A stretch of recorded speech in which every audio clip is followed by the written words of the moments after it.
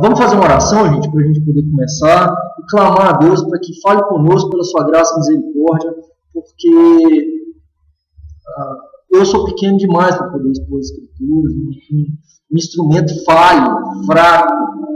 Não existe ninguém, a não ser Cristo, que seja bom. Todos nós carecemos da graça de Deus. Que o Senhor nos instrua nesse momento. Que pelo seu Espírito Santo Ele possa falar conosco em nome de Jesus. Vamos orar, queridos? Senhor Deus, eu venho colocar diante do Senhor cada uma dessas pessoas, ó, dezenas de pessoas, talvez de todo o Brasil, ó Deus, talvez de algumas outras partes do mundo, que estão acompanhando, Deus, essa oração nesse momento, e juntos nós clamamos a Ti, porque nós cremos no poder da oração, porque nós sabemos, ó Deus, que o Senhor ouve as orações e atende as orações. Amado Deus, tem misericórdia de nós, porque nós somos pequenos, nós somos fracos, nós somos falhos, Deus, e mesmo assim o Senhor se importa conosco, sendo tão pequenos. Mesmo assim, Deus, sendo um grão de areia no meio do universo, sendo como uma gota de água no meio do oceano, o Senhor olha para nós, para as nossas necessidades e se importa, Deus. Muito obrigado pelo Teu amor por nós e pelo Teu amor pela vida de cada um que está ouvindo nesse momento. Nos instrua na Tua palavra, Deus. Que o Teu Espírito Santo fale conosco, pela Tua graça e misericórdia, por amor do Teu nome. Fala conosco, Deus, em nome de Jesus. Amém. Amém, queridos? Quem está chegando agora, então, curte a página do Bíblia Sagrada lá no Facebook, facebook.com.br Bíblia Sagrada. Quem não me conhece, meu nome é Daniel Simoncelos. Você pode me adicionar lá no Facebook depois também, facebook.com.br Daniel Simoncelos. Tem meu nome aí no canal aqui do Livestream, então você pode adicionar lá para que a gente possa bater um papo caso você precise aí. Abra sua Bíblia lá comigo em Mateus capítulo 5. Mateus capítulo 5.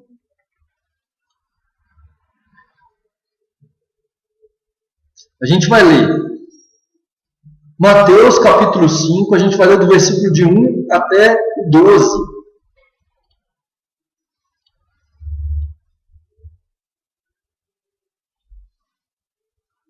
Deus abençoe cada um de vocês aí. A gente está com quase 70 pessoas. Estamos com 70 pessoas aí acompanhando. Deus abençoe cada um de vocês. Deus te abençoe, Paulo. Seja bem-vindo aí ao nosso estudo. Vamos ler lá, galera? Se não tem Bíblia, entra lá no biblia.gospelmais.com.br e entra lá em Mateus capítulo 5. Diz assim: E Jesus, vendo a multidão, subiu ao monte e, assentando-se, aproximaram-se dele seus discípulos. E, abrindo a sua boca, os ensinava, dizendo: Bem-aventurados os pobres de espírito, porque deles é o reino dos céus. Bem-aventurados os que choram, porque eles serão consolados. Bem-aventurados os mansos, porque eles herdarão a terra. Bem-aventurados os que têm fome e sede de justiça, porque eles serão fartos. Bem-aventurados os misericordiosos, porque eles alcançarão misericórdia. Bem-aventurados os limpos de coração, porque eles verão a Deus. Bem-aventurados os pacificadores, porque eles serão chamados filhos de Deus. Bem-aventurados os que sofrem perseguição por causa da justiça, porque deles é o reino dos céus. Bem-aventurados sois vós, quando vos injuriarem e perseguirem, mentindo, disserem todo mal contra vós por minha causa. Exultai e alegrai-vos, porque é grande o vosso galardão nos céus, porque assim perseguiram os profetas que foram antes de vós. Quem está acompanhando hoje aí pela primeira vez e não viu os estudos anteriores, pode acompanhar. Todos os estudos anteriores estão salvos. Então tem um canal do YouTube que você pode ver os estudos anteriores aí depois, para que você consiga pegar a sequência aí do Sermão do Monte. Primeira coisa, quando Jesus ensina o Sermão do Monte, só passando um rápido resumo, ele ensina para os seus discípulos acerca do caráter do cristão. E nenhuma dessas características que Jesus está dizendo são naturais, elas podem ser desenvolvidas por nós. Deus abençoe você e Marcelo, Soraya Salles, muito bom vê-la por aqui também online. A Soraya está lá na nossa comunidade no Campanário, quem é de Diadema é convidado. No final eu falo para vocês aí. Então, Jesus, ao falar dessas características, nenhuma delas é natural, nós não podemos desenvolvê-las. E, além disso, nós não podemos escolher uma das características. Então, eu choro, não preciso ser manso. Não, todas elas são para todo mundo. A partir daí, então, ele começa a ensinar o Sermão do Monte, ele começa: bem-aventurados os pobres de espírito. Essa é a primeira característica do cristão. Para ser discípulo de Jesus é necessário ser pobre de espírito. A maioria das pessoas querem ser ricas de espírito, elevadas de espírito. Hoje a sociedade prega sobre ser elevado de espírito, ser bom, né? Fazer grandes coisas, ser e tal. E muitos líderes religiosos hoje querem se colocar como os tais, como se eles fossem superiores às pessoas que o seguem. Isso não deve acontecer. O maior deve ser o menor. Se tem qualquer camarada que é idolatrado no meio cristão, se tem qualquer camarada que se intitula, qualquer título, para que ele se promova e ele esteja acima dos outros, está errado. Bem-aventurados, felizes, ricos, aqueles que são pobres como mendigo de espírito, porque deles é o reino dos céus. No texto grego vai significar aquele que reconhece que não tem nada, não pode nada e não é nada diante de Deus. Então nós reconhecemos a nossa incapacidade, o nosso estado espiritual pecaminoso diante do Senhor. Não há um que não tenha pecado, não há um que não careça de Cristo, e é somente Cristo que tem a honra e que tem a glória e que é o mediador. Não há nenhum líder religioso que se possa se intitular de ungido e que ele não pode ser tocado. No Novo Testamento só há um ungido. Cristo significa ungido. Esse é o significado da palavra Cristo. E todos nós estamos debaixo da função dele. Existem dons espirituais e todo cristão tem dons. Então não há cristãos superiores. Ok? Primeira característica do cristão: ele reconhece que ele não é nada, que ele não tem nada, ele não pode nada. A partir daí, o que ele vai fazer? Chorar, porque ele reconhece esse estado. Deus olha para o choro de arrependimento do cristão e o consola, o perdoa, o transforma. A partir daí ele é tornado manso. Ou seja, dominado por Deus.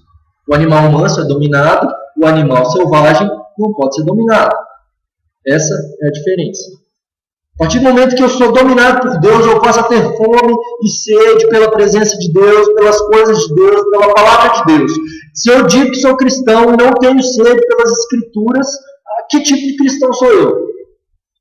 Entre os muçulmanos existem as madrasas, onde crianças muçulmanas são educadas no islamismo mais radical. E nessas madrasas, com 10, 12 anos de idade, esses muçulmanos recitam o Alcorão de cor. E nós sequer conhecemos ou já lemos as Escrituras todas. O cristão deve ler as Escrituras, querido. Deve conhecer a fundo, ter sede pela presença de Deus. A partir do momento que eu tenho sede, fome de justiça, eu também vou começar a enxergar as pessoas ao meu redor, e eu vou começar a ter coração para com a miséria delas, que esse é o significado da palavra misericórdia. Eu vou ter misericórdia das pessoas ao meu redor, vou ter coração para com a miséria das pessoas ao meu redor, e por causa disso, Deus também vai ter coração para com a minha miséria. E como Deus teve coração para com a minha miséria, de maneira nenhuma eu posso não ter coração para com a miséria das pessoas ao meu redor. Então eu vou ser misericordioso. Eu terei misericórdia, e então eu vou começar, então meu coração vai ser limpo. Eu vou começar a crescer em santidade. Eu busco a palavra de Deus, eu sou dominado por Deus, eu tenho coração para com a miséria das pessoas, e meu coração vai ser limpo. Eu vou começar a buscar a obra de Deus, a sua justiça e a sua vontade. Meu coração vai ser purificado pelo sangue de Cristo. Então, eu vou começar a ter paz dentro de mim. Eu não mais terei guerra contra o Senhor. Eu não mais terei guerra dentro de mim. E eu serei reconciliado com Deus por meio de Cristo. E então eu passarei a ser um agente de paz. Pacificador. E então eu vou levar a paz. Que paz é essa? Cristo é a paz, que independe de circunstância. Não é a paz que o mundo dá. Não é estar vestido de branco. Não é uma bandeira sendo levantada apenas. A partir do momento então que eu sigo tudo isso, e todas as características são ativas, então eu vou chegar na característica de bem-aventurados os perseguidos por causa da justiça. E eu serei perseguido, porque ao levar a paz, ao ter misericórdia, ao ter amor pela palavra de Deus, pela justiça de Deus, eu vou contrariar tudo que esse mundo prega, e então eu serei perseguido. Porque ao pregar o Evangelho e ao levar o Evangelho da paz, ou as pessoas se curvarão diante dele, ou elas virão com ódio contra mim. Porque eu irei contra aquilo que elas estão vivendo. E eu serei perseguido. Então a gente chega no texto que a gente está hoje, que é: bem-aventurados vocês serão, felizes vocês serão, quando por minha causa os insultarem, perseguirem, levantarem todo tipo de calúnia, de mentira contra vocês. Alegrem-se e regozijem-se, porque grande é a recompensa de vocês nos céus, pois da mesma forma perseguiram os profetas que viveram antes de vocês. Hoje tem sido pregado um evangelho mentiroso dentro de muitas igrejas, que é: você tem que ser cabeça, não cauda, então você, na verdade, não tem que ser perseguido. Na verdade, você não tem que sofrer, você tem que ser só vencedor. Você, na verdade, não tem que ser perseguido.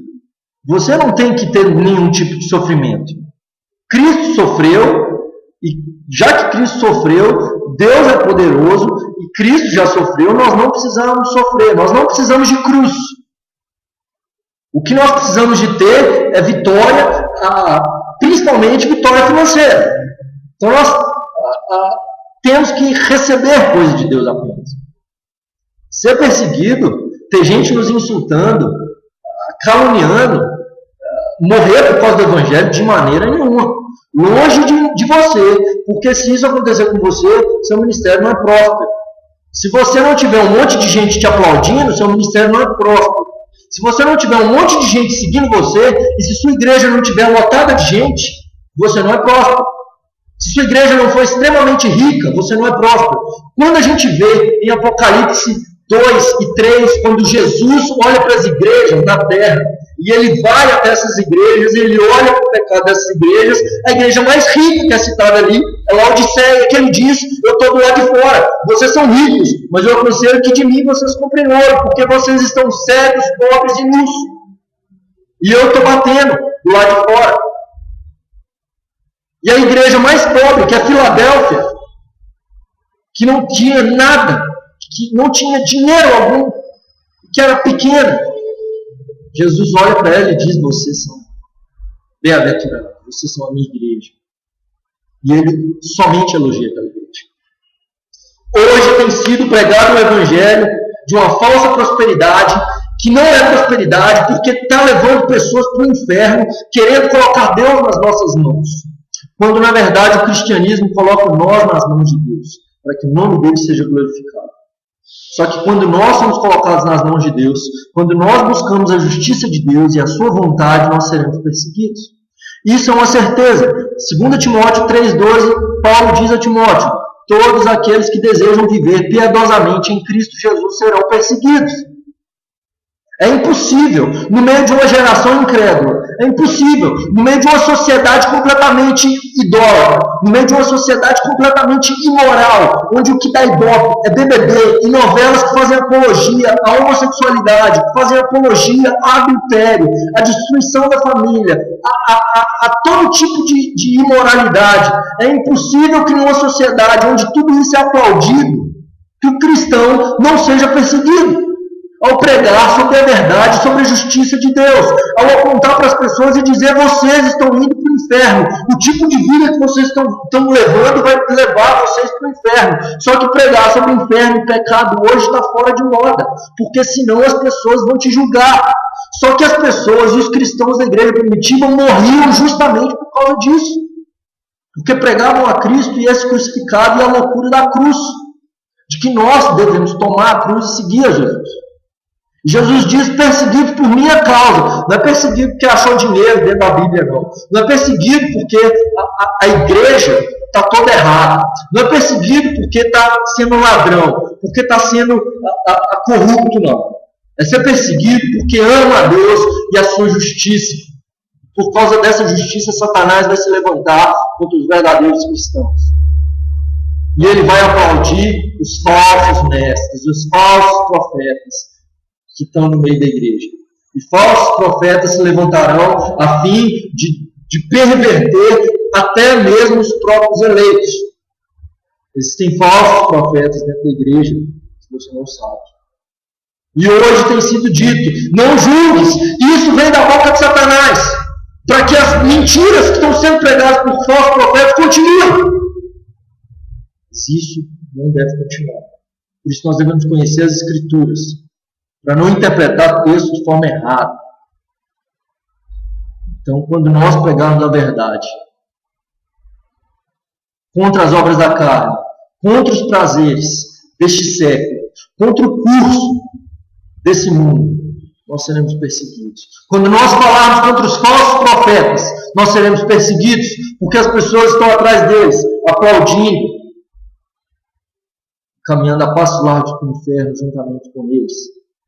Quando nós pregarmos contra todo tipo de falso moralismo, quando nós falarmos contra tudo aquilo que desagrada a Deus, aqueles que vivem por si mesmos e não querem obedecer a Deus e se dobrar diante de Deus, vão praguejar contra nós, vão pregar contra nós. Isso aconteceu com Jeremias, querido.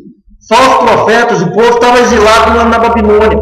Jeremias levantou e falou: vai continuar aqui, porque Deus trouxe para cá. E os falsos profetas diziam: não, nós voltaremos. O povo ouviu os falsos profetas pregando aquilo que eles queriam ouvir e quiseram matar Jeremias. Elias, quiseram matar Elias. Daniel, quiseram matar Daniel. Isaías, segundo a tradição, ele foi morto cerrado ao meio. Se nós pregarmos a palavra de Deus, dificilmente nós seremos aplaudidos. Se nós pregarmos a palavra de Deus, dificilmente a gente vai conseguir ficar tranquilo no meio de uma geração que está indo para o inferno. Dificilmente a gente vai conseguir ficar cômodo no meio de uma geração que está se perdendo, no meio da imoralidade, no meio da destruição, no meio da corrupção. Dificilmente a gente vai querer se preocupar em ser aplaudido. Dificilmente a gente vai se preocupar com qualquer outra coisa que não seja a glória de Deus, porque Ele será tudo para nós. E tudo gira em torno dele. E é por isso que a gente vê os profetas no Antigo Testamento e no Novo Testamento, e nenhum desses camaradas era popular, não. Hoje a gente lê, a gente fala bem, mas eles não eram populares. Elias não era popular. Ele chega a pedir a morte, porque ele diz: eu estou sozinho, só sobrou eu. Jeremias, Daniel, Paulo. E hoje nós queremos viver um cristianismo de tranquilidade, de comodismo. Sabe por quê? Que o nosso cristianismo é medíocre? Sabe por quê? Que nós não vivemos o avivamento da igreja brasileira, um avivamento de verdade, não é essa palhaçada que essas igrejas têm feito, criando falso clima, microclima, onde as pessoas vão, caem, pulam, levantam a mão, fecham o olho, faz o que for e depois continuam vivendo uma vida miserável, distante de Deus e desobedecendo a Deus. Não estou dizendo esse tipo de avivamento criado por homens, não. De emocionalismo, avivamento onde há transformação na sociedade, onde pessoas de fato se convertem ao Senhor, ao soberano Deus. Nós não vivemos porque a igreja brasileira, porque nós nos acostumamos com esse século, e nós não temos nossos olhos na eternidade. Nós não olhamos para a eternidade. Querido, nós não somos chamados a construir impérios, nós não somos chamados a construir grandes coisas, nós não somos chamados para ser aceitos, e nem para ter aplauso, e nem para ter ninguém que seja representante nosso, não. Cristo é o nosso representante, nós somos chamados a glorificar a Deus e a viver para a eternidade. E no dia que nós estivermos diante do Senhor da glória, e todos os homens grandes, que para nós são grandes hoje, vão se apresentar diante dele de joelhos, também serão julgados. E alguns deles serão lançados no inferno.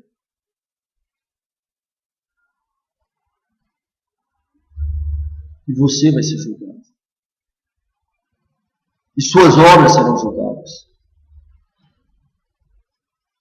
Atletas treinam para uma Olimpíada. Desde 5 anos de idade vivem anos, décadas treinando, acordando 4 horas da manhã, fazendo uma dieta absurda por causa de uma Olimpíada. E nós, como cristãos, Não nos preparamos para nos encontrar com o soberano Deus. E todos nós nos apresentaremos diante do trono dele. Todos nós prestaremos conta das nossas obras. Querido, se você não tem sido perseguido por conta da justiça de Deus, se você não tem vivido e olhado para a eternidade,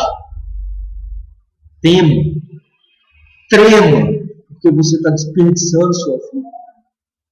Não adianta ler muitos livros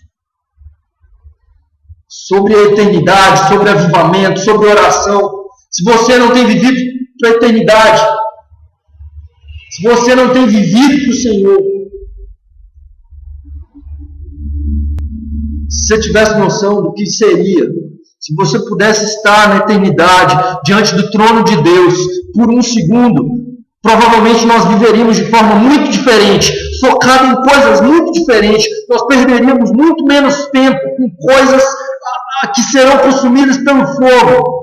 E muitos cristãos têm perdido tempo com BBB, com coisas que eles não dizem não ter tempo para orar, para ler as escrituras, ou para falar do amor de Deus para as pessoas ao seu redor. Querido, eu tenho gravado vídeos, eu estou fazendo esse estudo por amor a você, para que você não perca sua alma, para que você não viva uma vida destruída, não viva para esse mundo, mas para que de fato você tenha um encontro com o soberano Deus que pode mudar o curso da nossa história, que pode trazer transformação para nós, que pode nos fazer viver para a eternidade, para que a gente possa alcançar uma ressurreição superior.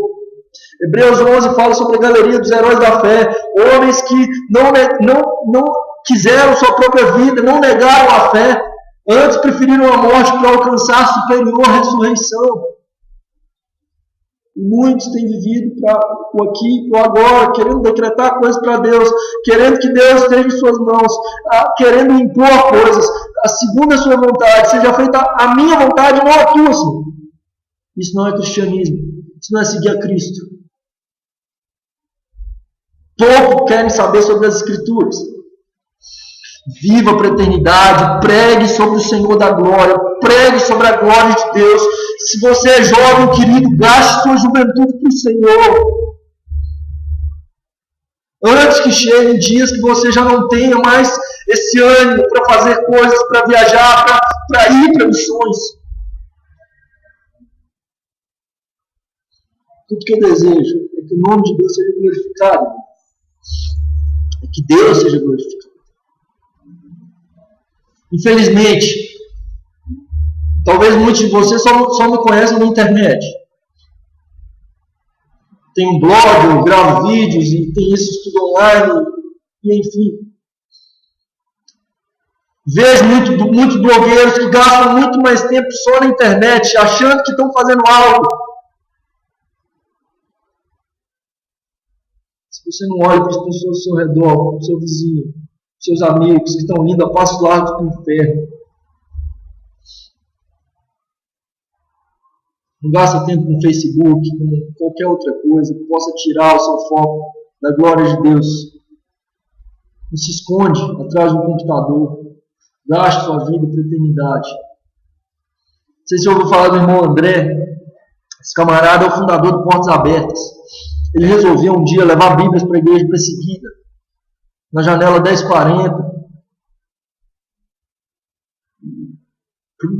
para países comunistas, onde era proibido ser cristão. E ao levar essas Bíblias, as pessoas olharam para ele e falaram: você é louco, você não vai voltar, você vai morrer lá. E ele dizia: Deus não está me mandando voltar, Deus está me mandando ir. E milhares de pessoas chegaram ao pleno conhecimento da verdade, porque esse camarada, resolveu se dispor a viver para a eternidade. E esse texto termina dizendo para nós: exultai e alegrai, porque é grande o vosso galardão nos céus. Estevão é apedrejado e ele vê o Senhor Jesus à direita de Deus de pé para recebê-lo. 1 Coríntios 3 diz que as nossas obras passarão pelo fogo, querido. As obras dos cristãos serão passadas pelo fogo. Ali não está falando de não cristão, não. Está falando de cristão. Disser que E diz lá o seguinte: aquilo que for madeira, feno e palha vai ser consumido pelo fogo, aquilo que for ouro, prata e pedras preciosas vai passar. Ajunte tesouros no céu, onde a traça e a ferrugem não podem corroer. Viva para a eternidade. Tenha seus olhos na eternidade. Não viva um cristianismo mentiroso, hipócrita, centralizado no eu. A oração do Pai Nosso é Pai Nosso, porque Deus não permite que nós nos acheguemos a Ele individualmente, olhando só para nós, mas para o nosso irmão. Aprendi isso um camarada top que chamaria o Ovaldo Ramos. Por isso que conheço esse camarada também. Viva para a eternidade, tenha seus olhos no Senhor. Curva sua cabeça, feche seus olhos. Eu não vou fazer apelo nenhum, mas eu quero clamar para que nós vivamos um cristianismo verdadeiro. Senhor Deus, obrigado pela tua palavra que é viva e eficaz. Que de fato, Deus, cada um de nós que acompanhou esse estudo até agora e nesse momento está orando, possamos viver para a eternidade, ter os nossos olhos na eternidade, viver para a tua glória, para o teu louvor, para te honrar, porque tu és digno. O Senhor é soberano. Que nós estejamos em tuas mãos. Nós não queremos desperdiçar a nossa vida, Senhor. Gera um avivamento na igreja brasileira. Acaba com o show. Acaba, Deus, com a idolatria de líderes. Acaba, Senhor, com tudo aquilo que tira o foco do Senhor, ó Deus, da tua igreja. Conserta a tua igreja, Senhor. Conserta a nossa vida. Coloca as coisas no seu devido lugar. Que o Senhor esteja no centro da nossa vida e da nossa história. Que possamos viver para Ti e morrer por Ti. Em nome de Jesus. Amém. Amém, queridos. Que Deus abençoe sua vida. Obrigado mesmo, vocês tiveram que acompanhar até aqui. Louvado seja Deus pela vida de vocês. Eu fico muito feliz de estar junto com vocês aí semanalmente. Desculpa a câmera, que ela está meio zoada, está meio embaçada. E esse eco também aqui. Hoje o microfone também zoou. Se Deus quiser, semana que vem vai estar melhor. Deus abençoe cada um de vocês. Cleo, DDZZA e Daniele Leite. Olha só, meu nome é Daniel Leite Simoncelos. Wilton, Paulo, Claudinha, Soraya, Marcelo. Deus abençoe a vida de cada um de vocês.